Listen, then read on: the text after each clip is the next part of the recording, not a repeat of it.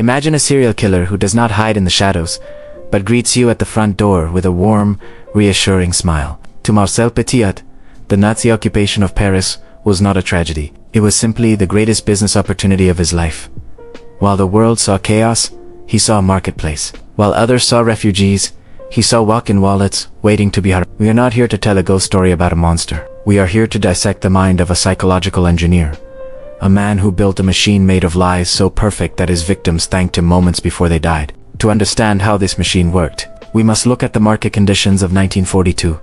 This was the year the trap snapped shut. Following the infamous Veldehiv roundup in July, where over 13,000 Jews were arrested by French police in a single sweep, panic became the dominant emotion of the city. The demand for survival skyrocketed, but the supply of escape routes was near zero. This imbalance created a window for predatory capitalism.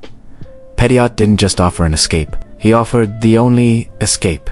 He began by establishing the ultimate camouflage, the authority bias. In behavioral psychology, the authority bias explains our biological tendency to obey and trust figures of status without question. Petiot weaponized this. He didn't look like a criminal. He wore the crisp white coat of a doctor. He was a former mayor. He was a man of science. Think about the power of that white coat. It is a psychological switch. When we see a doctor, our brain screams safety. We lower our defenses. We share our deepest secrets.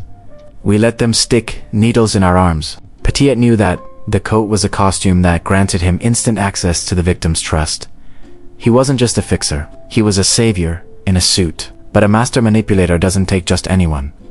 He needs to filter his prey. Petiot constructed what we can call a lethal marketing funnel. He used a network of recruiters, men like René Floriot, to whisper rumors in the underground cafes of Paris. The pitch was simple, but devastatingly effective. Dr. Eugene has a route to Argentina, but it is dangerous, and it is expensive. He charged 25,000 francs per head. A fortune? Why so high? Under the Scarcity Principle, the high price acted as a validation of quality. If he had charged a lo-fi, people would have suspected a scam. But a price that required you to liquidate your entire life's savings, that felt real. It felt like a legitimate bribe for high-ranking officials. The victims believed that the more they paid, the safer they would be. They were buying a premium ticket to the grave. Furthermore, this pricing strategy served a ruthless logistical purpose.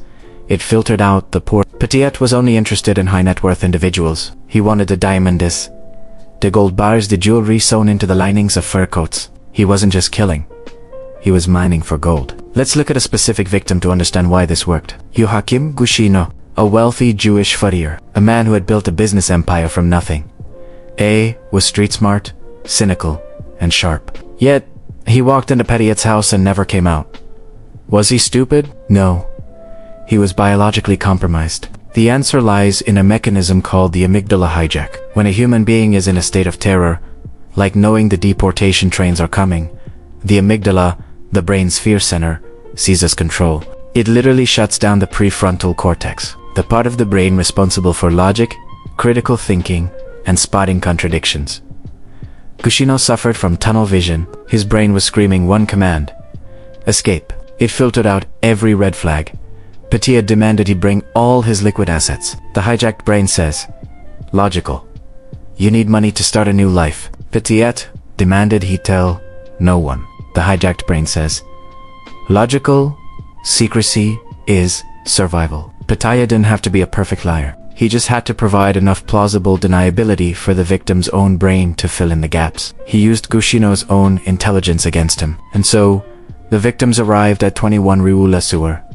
This house was the physical manifestation of the trap, located in the prestigious 16th arrondissement. It projected wealth and stability, but inside, it was a factory designed for processing human beings. Petiot had renovated it with a specific purpose.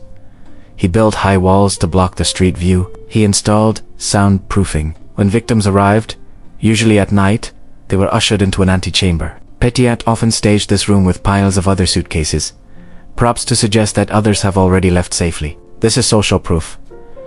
Seeing the luggage of previous travelers reassured the new victims that the system worked. They didn't know those suitcases belonged to the dead. Once they stepped across that threshold, they fell victim to the sunk cost fallacy. They had sold their homes. They had burned their bridges. They had cut ties with family. They had invested everything in this one roll of the dice. To turn back now would be to admit they had lost everything. So, even if they felt a cold shiver when looking into Petiot's manic eyes, they forced themselves to stay. They forced themselves to believe, because the alternative was the camps of the East. The moment the heavy front door clicked shut, the world outside ceased to exist. The noise of Paris faded away. The transfer of power was absolute. Petiot shifted from a service provider to a god. He didn't attack them immediately. That would be messy. That would be amateur. Instead, he invited them into his office. He poured them wine. He asked about their families. This was the phase of psychological disarmament. He needed them calm. He needed them compliant. He needed them to voluntarily hand over their documentation. He would look them in the eye, with the warm professional concern of a family doctor, and say, "There is just one final formality before we leave for Argentina. A mandatory vaccination for tropical diseases." It was a lie so audacious, yet so bureaucratic, that it made perfect sense. And as the victims rolled up their sleeves, offering their arms to the needle, they looked at Petiot with gratitude. They thought he was giving them the shot that would allow them to enter the promised land. They didn't realize they were already in the slaughterhouse. The doctor was in, and the procedure was about to begin. The medical instrument enters the arm. It is a small, sharp pinch, followed by the cool sensation of fluid entering the bloodstream. In the mind of the victim, this is the final administrative hurdle before freedom. In reality, it is the execution of a contract. Petiot did not use a gun. He used a solution of chemistry. This distinction is vital. A gun is a weapon of war, crude and loud. A medical solution is a tool of science, precise and silent. By killing with medicine, Petiot maintained his internal logic. He wasn't a murderer in his own eyes. He was a practitioner performing a necessary procedure. The substance he injected, likely a mix involving cyanide, did not matter to him. What mattered was that the victim thanked him for it. Once the injection was administered, Petiot would guide the groggy victim into a specific room adjacent to his office. Police reports would later call this the triangular room. He didn't just shove them in, he ushered them into a disorientation chamber. The walls closed in at wrong angles. There were no corners to hide in. The soundproofing absorbed the ambient noise of the city, creating a vacuum of silence. But the most terrifying detail wasn't the geometry. It was the door. Once it clicked shut, the victim would reach for the handle, only to realize there was no handle on the inside. As the lock engaged, the performance ended. The doctor vanished, and the observer took his place. Petiot had installed a peephole in the thick wooden door. Why build a viewing port? Because stealing their money wasn't enough. Petiot wanted to own their final moments. He stood in the dark hallway, eye pressed to the glass, watching the light fade from their eyes.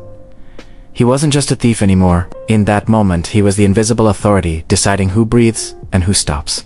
He was the scientist observing a specimen in a maze that had no exit. This act of watching provided him with a rush of omnipotence that money could not buy. Inside the room, the chemicals began to take effect. The euphoria would give way to respiratory paralysis. The victim would slump against the soundproofed walls, gasping for air, their lungs failing to inflate. They might bang on the door, but the soundproofing absorbed their energy. In the silence of 21 Rue La Suée, while Paris slept outside, a life was being extinguished like a candle in a vacuum. Petiot watched until the movement stopped, until the chest ceased to rise. Only then was the transaction complete. Then came the harvest. To Petiot, the body on the floor wasn't a person anymore. It was a container that needed to be processed. He entered the room and began the inventory check. He stripped the bodies of their clothes. He ripped through the linings of heavy fur coats to find the gold bar sewn inside. He twisted rings off cooling fingers. This was the payday. This was the logic of the business model realized. The human being was irrelevant. Only the assets attached to the biological frame had value. But then came the logistical problem that plagues all operators in this field. Volume management. You cannot simply leave a body in the middle of Paris. A corpse is a liability. It is heavy, it occupies space, and it becomes a biological hazard. Petiot approached this with the same industrial efficiency as the rest of his operation. He turned his basement into a thermal disposal unit. He installed 2 large coal stoves. These were the engines of his factory. He would drag the bodies down to the basement. Here, we see the true depth of his detachment. To fit a human adult into a small coal stove, Petiot had to solve a geometry puzzle. He did not act out of rage. He acted out of necessity. He performed a physical disassembly of the objects. He separated the parts to make them fit into the firebox. He worked with the detached efficiency of a mechanic clearing a clogged pipe. He didn't see limbs. He saw organic material that needed to be reduced to ash. Night after night, the stoves roared. The smoke that billowed from the chimney of 21 Rue La Sauer was thick, oily, and carried a peculiar, sickly sweet stench. The neighbors in the prestigious neighborhood began to notice. They complained about the smell. They thought there was a factory operating illegally, or perhaps a coffee roasting plant gone wrong. They had no idea they were inhaling the carbonized remains of the wealthy elite who had vanished from society. Petiot told anyone who asked that he was burning low-quality coal or conducting scientific experiments. His confidence was his shield. He believed he was untouchable. However, Petiot made a critical calculation error. He was a genius at manipulation, but he was arrogant about physics. The human body is difficult to destroy completely. Bones do not burn easily in a domestic stove. They leave fragments, and the sheer volume of victim systemates ranged from 27 to over 60 meant that his basement was slowly filling up with the debris of his industry. He created a lime pit to dissolve what he couldn't burn. His basement became a hazardous environment of decomposing matter and chemical fumes. Yet, upstairs Petiot continued to live his life. He would finish a night of thermal processing, wash his hands, and return to his family. He could lock the technician in the basement and play the loving father in the living room. This ability to switch between extreme tasks and mundane normalcy is the hallmark of his psychological profile. He did not lose sleep.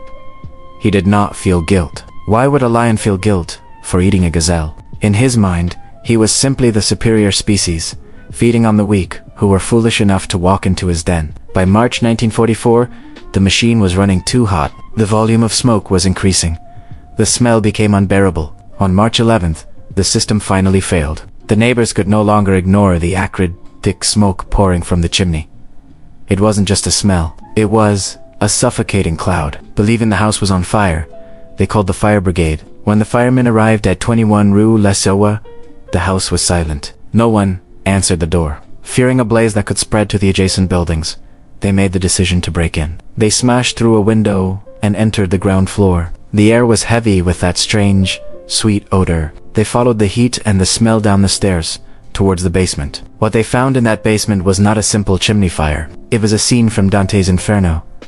The two coal stoves were roaring at full blast, but it wasn't coal that was burning. Protruding from the open door of one stove was a human hand. Scattered around the floor, in piles like firewood, were the disassembled remnants of human beings. There were skulls, charred bones, and pieces of flesh waiting to be processed. The floor was slick with fluids. The lime pit was bubbling. The firemen, hardened men who had seen the horrors of war and bombing raids, froze in their tracks. They realized instantly that they had not walked into a house fire. They had walked into a factory of death that had been operating under the nose of Paris for years, and the owner of this factory was nowhere to be found. The basement of 21 Rue La Sauer was now a crime scene, but for a few critical minutes, it became the stage for one of the greatest improvisational performances in criminal history. The firemen stood. The air was thick with the suffocating stench of burning biological matter. Police Commissioner Georges Massou arrived, and the gravity of the situation began to sink in. This was not a fire, it was a chamber of horrors. But just as the authorities were struggling to comprehend the scale of the atrocity, a man arrived on a bicycle. It was Marcel Petiot. Most criminals, seeing police surrounding their home, would flee immediately into the night. Flight is the rational response of a guilty man. But Petiot did not operate on fear. He operated on pure audacity. He abandoned his bicycle and walked straight up to the police line. His clothes were disheveled, his eyes intense. He didn't act like a suspect. He acted like a furious commander. He looked at the grim discovery in the basement and then turned his rage upon the officers. He didn't need complex psychological techniques. He simply exploited the chaos of the moment. He looked the officers in the eye and screamed, "Are you good Frenchmen?" The officers, confused and intimidated, nodded. Petiot then spun a lie so bold it froze them in place. He claimed that the bodies in the basement were not victims. They were Germans and traitors, executed by the resistance. He claimed that he, Dr. Petiot, was the head of a secret resistance cell called Fly. He told them that the Gestapo was on its way, and that if the police didn't leave immediately, they would be arrested for interfering with a military operation. It was 1944. The occupation was crumbling. The lines between criminal and hero were blurred. The police were terrified of the resistance, and equally terrified of the Gestapo. Petiot turned the table so fast that the police found themselves apologizing to the murderer. They stepped aside. They let him leave. Petiot walked out of 21 Rue La Sauer, past the smoking chimney, and vanished into the shadows of Paris. He had successfully gaslighted the entire police force. When Commissioner Massou finally realized the trick, it was too late. The bird had flown. The police launched a full investigation of the townhouse. What they found upstairs destroyed Petiot's narrative of being a resistance hero. Resistance fighters do not hoard the personal belongings of dead Germans. Upstairs, the police found the true motive of the crime. It wasn't a military headquarters. It was a department store of the dead. They found 72 suitcases. They found thousands of pieces of clothing, men's suits, women's dresses, and heartbreaking mounds of children's shoes. They found piles of wedding rings. But most damning of all, they found the paperwork. Petiot, in his arrogance, had kept the identity cards of his victims. He kept their photos. He even kept the receipts. This proved beyond a shadow of a doubt that this was an enterprise of greed. The police began to piece together the profiles of the victims. The Knellers, the Gushinos, Dr. Paul Braun. These were not Germans. They were Jewish refugees. They were people desperate for survival. A nationwide manhunt began. Dr. Marcel Petiot became public enemy number 1. His face was plastered on every newspaper in France. The press dubbed him Dr. Satan. But Petiot was nowhere to be found. How does the most wanted man in France disappear? He used the ultimate camouflage. He hid in plain sight, while the police hunted for Dr. Petiot. A new man named Captain Henry Valéry emerged in the chaotic streets of liberated Paris. He grew a beard, he wore a uniform, and in a twist of irony that defies fiction, Petiot joined the French forces of the interior, the very police force that was hunting him. It was the ultimate joke. Captain Valéry was put in charge of counterintelligence. He was responsible for hunting down collaborators and spies. There are historical reports that he even sat in on meetings where officers discussed the search for the monster Petiot. He was literally sitting at the table, nodding along as they planned his own capture. He wasn't just hiding, he was helping them look for him. This double life speaks to his pathological need for control and superiority. He enjoyed the game. He felt smarter than the detectives who were chasing a ghost, while the ghost was their colleague. He believed he had won, but every narcissist has a fatal flaw: the need for validation. Petiot's ego could not handle the narrative being spun in the press. The newspapers called him a coward who preyed on the weak. They stripped him of his dignity. Petiot could handle being called a murderer, but he couldn't handle being called a coward. His ego was his only weakness. In October 1944, a newspaper called Resistance published a scathing article about him. Enraged, Petiot made a mistake that no rational fugitive would make. He wrote a letter to the editor. In the letter, he angrily defended his honor, claiming again that he was a hero and that the baddies were Germans. He wrote, "My conscience is clear." By sending that letter, he proved he was still in Paris. The police began to close the net. They found a small breadcrumb, a laundry tagger. In his new identity as Captain Valéry, Petiot had used a local laundry service. This seemingly insignificant detail allowed the police to narrow their search to a specific neighborhood near the Yorès metro station. They distributed photos of Petiot, now with a beard, to every officer in the district. The final blow came on October 31st, 1944. A sharp-eyed police officer at the Yorès metro station spotted a man who resembled the description. It was the eyes that gave him away. Those intense, manic eyes were unmistakable, even behind a beard. When the officers approached him, Petiot reached for a pistol in his pocket. For a split second, a shootout seemed imminent, but he hesitated. Perhaps he calculated that a trial would be a better stage for his final performance than a sidewalk death. He lowered his weapon. When they searched him, they found 31,000 francs and several identity cards. Even in handcuffs, his arrogance remained unbroken. He didn't beg. He didn't confess. He looked at the officers and declared, "I am a soldier of France. You are making a mistake." He was taken to the Quai des Orfèvres for interrogation. This interrogation phase was surreal. Usually, a suspect breaks down under the weight of evidence. Petiot did the opposite. He treated the interrogation room like a lecture hall. He admitted to killing. In fact, he claimed to have killed even more people than the police had found. He claimed 63 kills, but he maintained his twisted narrative. Every single one of them was a German soldier or a traitor. He demanded to be treated as a war hero. He laughed at the commissioners. He pointed out spelling errors in their reports. He was playing a game of intellectual cat and mouse. confident that he could outtalk the guillotine. He viewed the upcoming courtroom not as a place of judgment, but as a theater. He had spent years controlling his victims in the dark. Now, he prepared to control the public in the light. The predator had been captured, but the show was far from over. The trial of Marcel Petiot began on March 18, 1946. It was not merely a legal proceeding, it was the hottest ticket in post-war Paris. The courtroom was packed to capacity. Aristocrats, journalists, and thrill-seekers lined up for hours in the rain just to catch a glimpse of the man the press called Dr. Satan. And Petiot did not disappoint his audience. He entered the courtroom not like a prisoner facing death, but like a lead actor walking onto a stage. He wore a sharp suit. He was clean-shaven. His bow tie was perfectly straight. From the very first minute, Petiot hijacked the proceedings. When the judge read out the charges of 27 murders, Petiot interrupted him. He stood up, smiled arrogantly, and corrected the judge. He said, "Pardon me, but you are underestimating me. I executed 63 enemies of France. Prove otherwise." This statement reveals the core of his pathology. He was not fighting for his life. He was fighting for his ego. He would rather be known as a prolific mass killer than a petty thief. His defense was led by René Floriot, a celebrity of the French legal world. Floriot was a brilliant tactician who understood that the prosecution had a fatal weakness. There were no but. Petiot had incinerated them all. Without forensic identification, there was no proof of murder, only missing persons. Floriot's strategy was to cast doubt, to argue that these people had simply fled the country. It was a winning strategy. But Petiot was his own worst enemy. He treated his star lawyer not as a savior, but as an annoying sidekick. When Floriot tried to speak, Petiot would interrupt him to make sarcastic jokes or to mock the prosecutor. He sabotaged his own defense because he could not bear to let anyone else be the smartest person in the room.